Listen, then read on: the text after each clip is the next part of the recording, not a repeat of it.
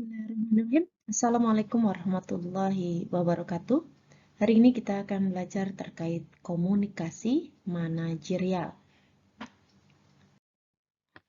Apa sih komunikasi manajerial? Manajemen yang seperti kita ketahui itu adalah ilmu dalam menyelesaikan pekerjaan dengan suatu proses perencanaan, pengorganisasian, pengendalian, serta kepemimpinan. Ya, jadi kalau kita mau nyelesain suatu pekerjaan, ada manajemennya. Di manajemen itu harus ada proses penting ini, yaitu perencanaan, pengorganisasian, pengendalian, serta kepemimpinan. Jelas pasti harus ada yang memimpin suatu pekerjaan agar bisa selesai dengan baik dan sesuai dengan tujuan.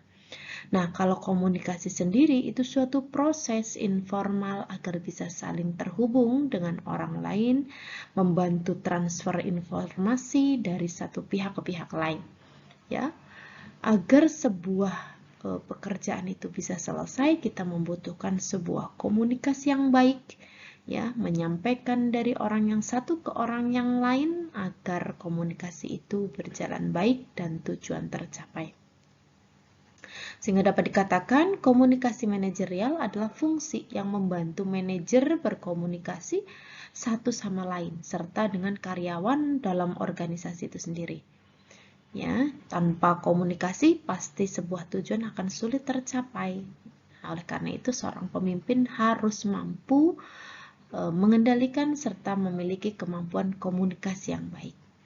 Manajemen komunikasi ini adalah cara setiap individu dalam mengelola, namanya juga manajemen komunikasi. Manajemen komunikasi itu cara setiap individu dalam mengelola proses komunikasi yang berhubungan dengan pihak lain dalam hal berkomunikasi.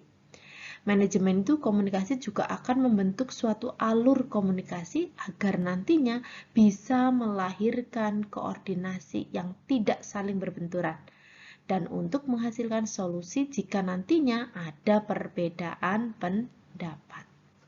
Ya, sehingga manajemen komunikasi ini sangat penting agar nantinya itu tidak ada inkoordinasi, ya, tidak ada saling berbenturan. Ya, sehingga solusi yang nanti ingin dicapai akan lebih mudah dicapai ketika setiap organisasi atau dalam satu kelompok itu memiliki leader yang baik dengan komunikasi yang baik, maka akan tercapai tujuan dengan baik. Ini beberapa contoh pengertian manajemen komunikasi. Pertama adalah Mikhail Kay.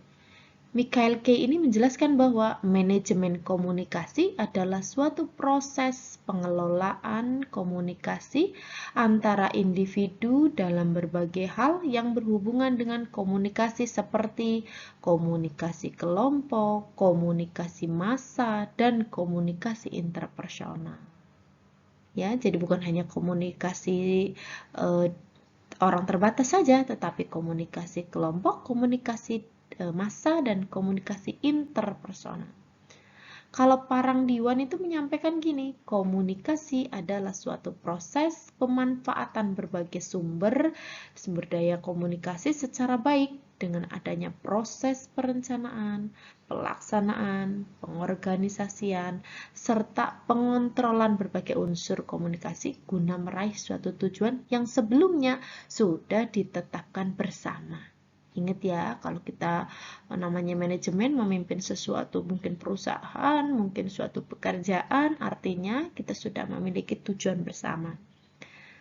Kalau menurut Liebler dan Barker ini menyampaikan gini, manajemen komunikasi itu suatu proses yang dilakukan secara sistematis. Nah, kalau di sini ada kata sistematis antar tiap anggota dalam suatu organisasi atau perusahaan untuk menjalankan berbagai fungsi manajemen agar bisa menyelesaikan suatu pekerjaan dengan proses negosiasi, pemahaman, atau pengertian yang terjadi pada tiap orang untuk bisa mencapai tujuan bersama. Lagi-lagi ingat ada tujuan bersama. Ada kesamaan antara Parang dan Liebler, itu adalah tujuan bersama. Manajer keperawatan itu kita dapat tarik sebuah kesimpulan adalah perawat yang telah dipercaya untuk memimpin, mengelola ruangan atau kita kenal sebagai SI ruangan, ya, memberikan pelayanan kesehatan keperawatan pada ruangan atau divisi atau bidang, ya. Dalam menjalankan tugasnya, di sini manajer harus mampu berkomunikasi dengan baik, mengingat komunikasi merupakan unsur yang penting dalam aktivitas manajer keperawatan. Ya, jadi nanti mungkin kalian jadi perawat anestesi, mungkin nanti menjadi leader di ruangan AUKA, mungkin memimpin pada prosesnya. Ada bagian-bagian tertentu, Anda di bagian untuk melakukan anestesiologi, mungkin ada yang memimpin dalam bidang pengontrolan tanda-tanda vitalnya, semua punya peran masing-masing. Apalagi kalau nanti ternyata ada diberi kepercayaan lebih, misalnya menjadi CI ruangan atau kepala ruangan, kepala bangsal, di mana di situ kita harus punya kemampuan lebih daripada yang lain, yaitu kemampuan manajerial dan komunikasi. Ya, karena manajerial yang baik memiliki kemampuan komunikasi yang di sini manajerial keperawatan, manajer harus mengerti struktur organisasi. Bagi yang nanti menjadi CI atau lainnya harus paham nih, ngerti struktur organisasi, termasuk pemahaman tentang siapa yang akan terkena dampak dari pengambilan keputusan yang telah dibuat. Terus kemudian jaringan komunikasi formal dan informal harus dibangun antar manajer dan stafnya. Jangan sampai terjadi miskomunikasi antara manajer dengan staf atau timnya. Komunikasi bukan hanya sebagai perantara ya, akan tetapi sebagai bagian proses yang tak terpisahkan dalam kebijakan organisasi. Jika ada pihak lain yang akan terkena dampak akibat komunikasi, manajer itu harus berkonsultasi tentang isi komunikasi dan meminta umpan balik dari orang yang kompeten. Jadi ketika kita memang mengambil sebuah keputusan, kita juga bisa berdiskusi dengan orang yang di atasnya kita yang memiliki kompeten dalam bidang tersebut. Sehingga ketika kita mau melakukan suatu perubahan ataupun tindakan itu sudah berdasar pertimbangan yang matang. Yang ketiga, komunikasi harus jelas, sederhana, dan tepat. Yang keempat, ciri khas perawat profesional di masa depan dalam memberikan pelayanan keperawatan adalah dapat berkomunikasi secara lengkap, adekuat, dan cepat. Jadi kalau dikatakan itu perawat itu ya jangan diem aja gitu ya, tetapi harus mampu komunikasi, ngomong, ini Pak mau disuntik, ini mau diapa. Jadi jangan hanya melalui prosedur lewat lalu saja, tetapi komunikasi sekarang ini sangat dibutuhkan baik oleh pasien maupun keluarganya. Sehingga kalian harus mampu berkomunikasi dengan siapapun yang ada dalam wilayah kerja Anda, baik pimpinan yang lebih tinggi, rekan sejawat, tim, ataupun pasien dan keluarganya. Nah, setiap melakukan komunikasi, mau lisan, mau tertulis, dengan teman sejawat dan tenaga kesehatan lainnya, harus memenuhi ketiga unsur di atas dengan suatu fakta yang memadai, yaitu lengkap, adekuat, dan cepat. Perawat harus mengembangkan kemampuan. Sekarang ini kita tahu sendiri ya, dituntut harus bisa berbahasa asing, minimal bahasa Inggris, untuk mengantisipasi persaingan pasar global saat ini. Saat ini mungkin Anda ketahui ya, kalau yang mungkin sekarang sudah profesi, mampu bukan hanya bekerja di dalam negeri, tetapi juga bisa di luar negeri. Yang sekarang sudah ada kerjasamanya di Universitas Harapan Bangsa, salah satunya adalah di Jepang gitu ya, di mana keperawatan yang S1 itu sudah bisa meluncur ke sana, bekerja di sana, praktik di sana gitu ya. Alhamdulillah mereka mendapatkan gaji yang sangat memuaskan ya untuk anak yang baru lulus itu sudah luar biasa. Daripada mereka merintis karir mungkin di Indonesia, di sana mereka langsung menemukan mungkin hal-hal yang menurut mereka lebih memuaskan. Artinya kemampuan bahasa asing, bahasa Inggris, bahasa Jepang saat ini menjadi sebuah tuntutan. Di keperawatan anestesi pada prinsipnya untuk saat ini masih Indonesia ya, karena memang jenjang pendidikannya memang masih di Indonesia gitu. Tetapi kemampuan bahasa Inggris ini, buku-buku di keperawatan atau buku-buku di anestesiologi banyak sekali yang menggunakan bahasa asing. Dengan kemampuan bahasa asing kalian yang baik, maka akan mampu menyerap buku-buku yang dari luar negeri. Manajer itu juga harus meminta umpan balik, jangan jadi manajer yang satu arah atau otoriter ya.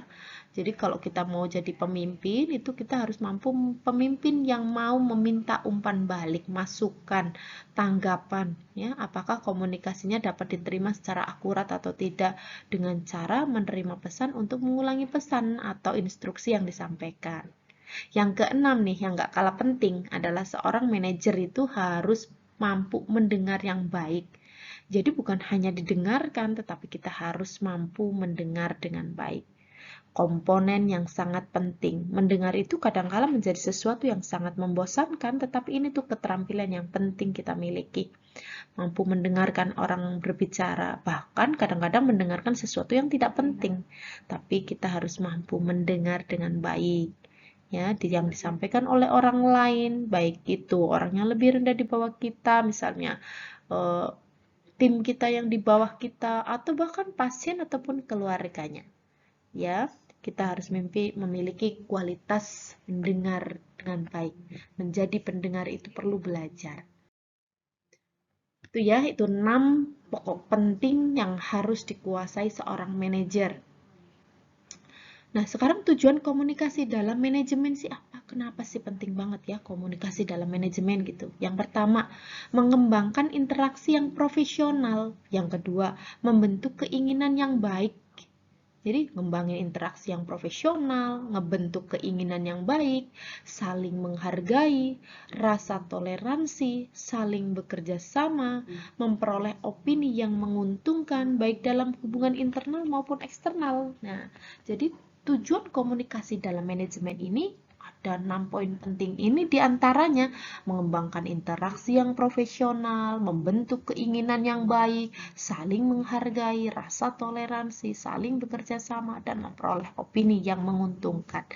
Ya, dengan komunikasi yang baik harapannya minimal 6 tujuan ini tercapai. Fungsi-fungsi dari komunikasi sebagai kontrol, sebagai informasi, sebagai motivasi, sebagai ekspresi emosional.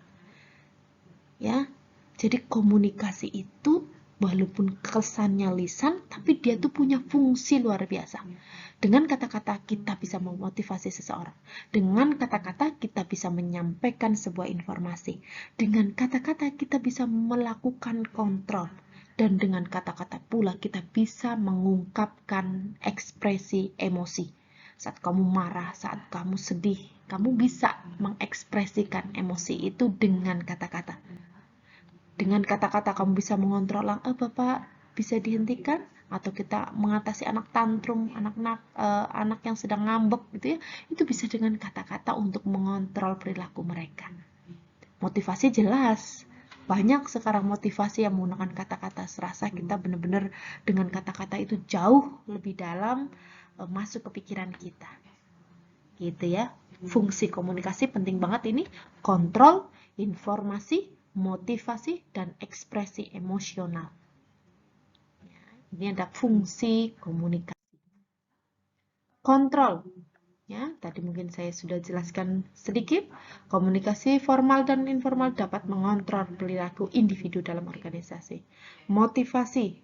Komunikasi mengklarifikasi karyawan apa yang harus dilakukan, sebaiknya apa mereka lakukan, dan apa yang harus dilakukan untuk meningkatkan kinerja bisa diberikan melalui komunikasi.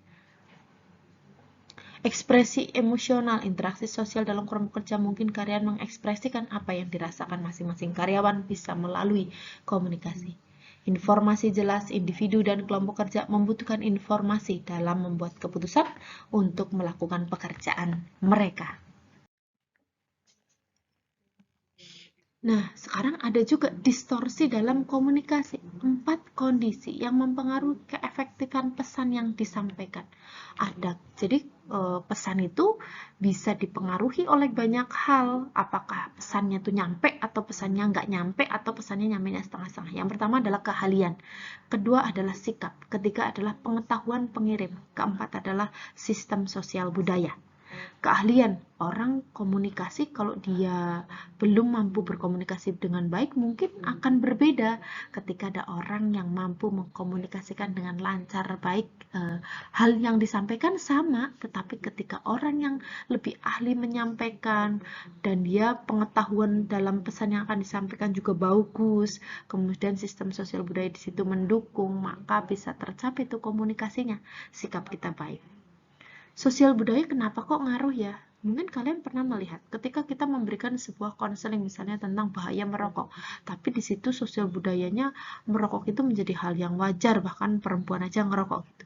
Kita akan masuk di situ, akan sulit pesan itu tersampaikan. Ya, itu contohnya lah. Ya, itu contoh di antaranya.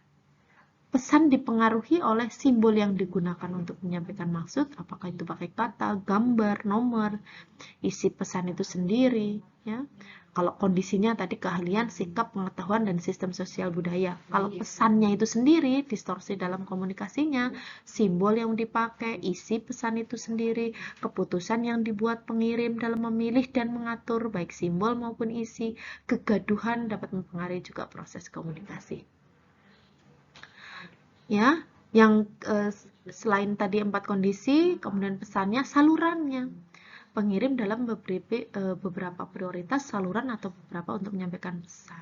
Jadi salurannya juga pengaruh, penerimanya juga pengaruh keterampilannya, sikapnya, pengetahuan si penerima itu sendiri, sistem sosial budaya dari penerima itu sendiri, apakah mendukung atau tidak di situ sehingga terjadi distorsi dalam komunikasi.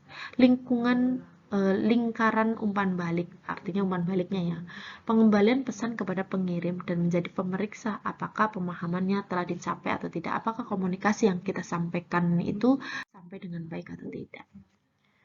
Nah, di sini saya coba sedikit sampaikan terkait 5 bentuk komunikasi dalam kegiatan manajemen menurut J.R. Terry ya. Ada komunikasi formal, ada komunikasi non formal. Kalau komunikasi formal itu biasanya terjadi dalam jalur komunikasi formal, memiliki wewenang dan tanggung jawab, yaitu melalui instruksi-instruksi bentuk lisan dan tulisan sesuai dengan prosedur secara fungsional yang berlaku dari arus atas ke bawahan atau sebaliknya, itu komunikasi formal. Kalau komunikasi non formal, yaitu di luar komunikasi formal, terjadi secara spontan. Misalnya, sumbang saran yang berkaitan dengan tugas dan kewajiban, efektif digunakan dalam perusahaan yang bersifat padat karyawan dengan jumlah pekerja yang cukup banyak dan tidak terlalu teknis ya, sehingga bisa digunakan komunikasi non formal.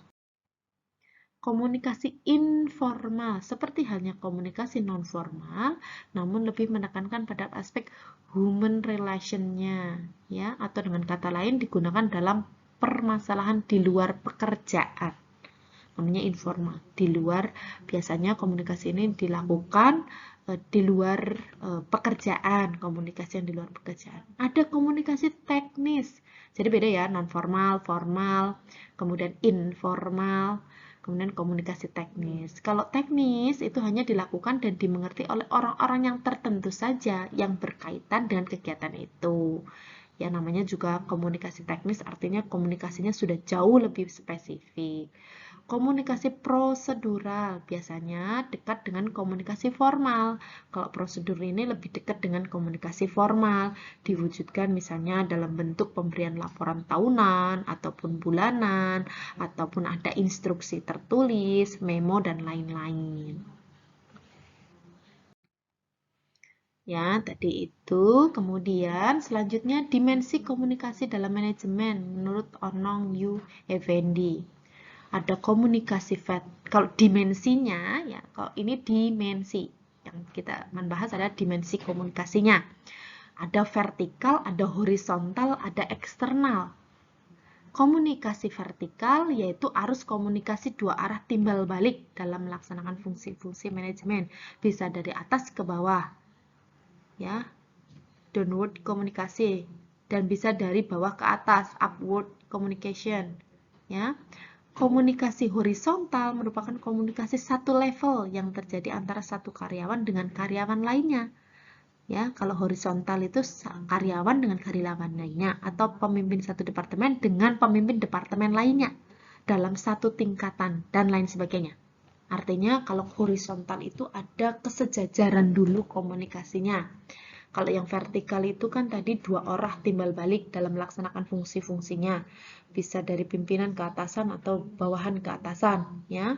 Itu tadi kalau horizontal itu tadi antara karyawan satu dengan karyawan yang lainnya. Kemudian ada pimpinan departemen satu ke pimpinan departemen lainnya, itu horizontal. Nah, kalau eksternal itu secara dua arah antara pihak organisasi atau lembaga pihak luar. Namanya juga sudah eksternal, artinya sudah dari lingkup di dalam berkomunikasi dengan lingkup di luarnya. Pihak organisasi dengan mungkin tim tenaga luar lainnya. Tuh. Pihak-pihak yang terlibat dalam komunikasi organisasi ada siapa saja? Ada leader, ada gatekeepers. Siapa tuh leader? Leader itu pemimpin formal organisasi, meski tidak selalu ya memiliki otoritas dalam organisasi tersebut, namun dapat membimbing perilaku atau sikap anggotanya. Ya, jadi harus opinion leader. Gatekeepers adalah individu-individu yang mengontrol arus informasi antara anggota organisasi. Ia memiliki wewenang untuk memutuskan apakah satu informasi itu penting atau tidak. Ada cosmopolites merupakan penghubung organisasi dengan pihak lain, ya, pihak luar. Bridge itu merupakan anggota kelompok atau klik dalam suatu organisasi yang menghubungkan kelompok yang satu dengan kelompok yang lain. Kalau cosmopolites itu merupakan hubungan organisasi dengan pihak luar. Kalau bridge itu merupakan anggota kelompok yang menghubungkan dengan anggota kelompok yang lain. Liaison itu hampir sama dengan bridge, yaitu menghubungkan kelompok satu dengan kelompok yang lain. Hanya saja, liaison itu bukan merupakan anggota dari salah satu kelompok itu. Apa sih faktor-faktor yang mempengaruhi efektivitas manajemen komunikasi? Tadi di sebelumnya sudah pernah saya sampaikan, ada sikap, ada kepemimpinan, ya. Nah, terus ada kemampuan komunikasi gitu ya. Nah, sekarang mungkin di PowerPoint yang selanjutnya ini akan saya jelaskan sedikit tentang kepemimpinan, karena kepemimpinan itu tidaklah mudah. Ya, tadi yang mempengaruhi sikap, ya, jadi ketika seseorang menyampaikan sebuah informasi, sikapnya menjadi sangat penting. Yang kedua adalah kepemimpinan. Nah, kepemimpinan adalah aktivitas mempengaruhi orang agar dengan sukarela mereka tuh bersedia menuju tujuan bersama. Kepemimpinan kalau menurut John Peter itu mengkoordinasikan dan mengarahkan individu atau kelompok untuk mencapai suatu tujuan yang dikehendaki. Kepemimpinan itu melibatkan berbagai kekuasaan power, ya. Ada coercive power, reward power, legitimate power, expert power, reference power. Jadi dalam sebuah kepemimpinan kita harus memiliki banyak kemampuan untuk melakukan mungkin kadang kita harus melakukan pressure, mungkin kita kadang harus memberikan reward, kadang kita harus memberikan sanksi, kita harus memberikan, itu harus dimiliki oleh pemimpin. Nah, faktor yang mempengaruhi seorang jadi pemimpin itu ada operational leadership, popularitas, terus kemudian representatif dia, punya talent yang dipromosikan. Jadi dia itu memang punya kemampuan leadership, dia populer, memiliki artinya dikenal oleh banyak orang, ya, representatif juga untuk memegang jabatan tertentu. Kemudian dia juga memiliki kemampuan yang memang layak untuk dipromosikan. Pemimpin juga harus mampu tadi, manajerial, organisator, delegator, bisa menjadi delegasi, bisa memimpin melaksanakan manajerial, mampu komunikasi dengan baik, komunikator, supporter mendukung, konselor ketika kita mungkin ada bawahan atau tim kita yang mungkin mulai lemah gitu ya, kita harus mampu konselor. Bahkan ketika kita harus turun tangan menjadi negosiator. Ya, kita harus memiliki jiwa manajerial, mampu melakukan menjadi delegator, komunikator yang baik. Kita harus memberikan support sistem yang baik, konselor, negosiator. Itu kita harus memiliki kemampuan itu ketika kita menjadi seorang pemimpin. Motivasi. Nah, seorang pemimpin harus jauh memiliki motivasi dan pandangan ke depan yang lebih jauh daripada rekan-rekannya.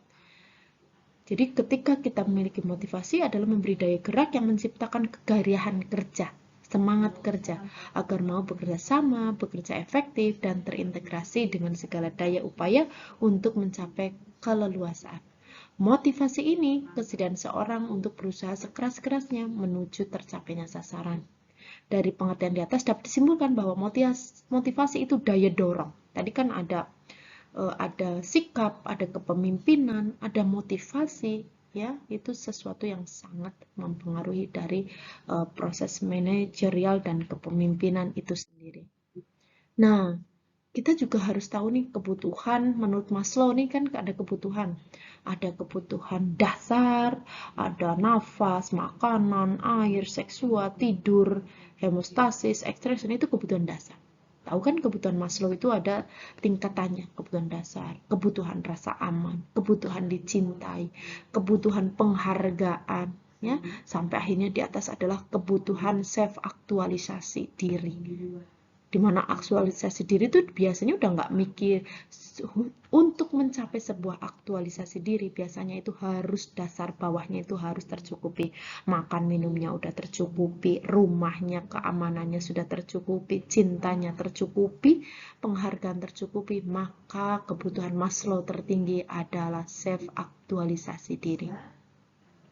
Orang yang sudah pada tingkat paling atas adalah aktualisasi diri, biasanya mereka sudah tidak banyak memikirkan pendapat orang lain, ya, tidak mencari penghargaan karena mereka itu sudah lebih tinggi morality, creativity, spontaneity, problem solving, mereka lebih memberikan pemecahan masalah, ya, dimana mereka itu sudah tidak lagi bagaimana besok makan, itu sudah tidak menjadi prioritas mereka. Mereka sudah lebih tinggi, bahkan mereka mengeluarkan uang tidak berpikir untung ataupun rugi, karena mereka sudah pada sedang aktualisasi diri, pemuasan pada dirinya sendiri.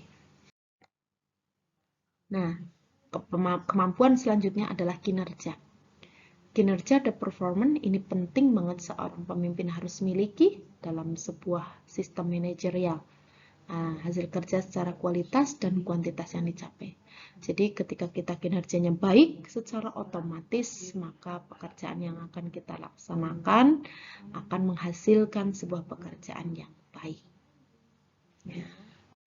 Mungkin itu yang bisa saya sampaikan, kurang lebihnya saya mohon maaf. Wabillahi taufiq wal hidayah. Wassalamualaikum warahmatullahi wabarakatuh.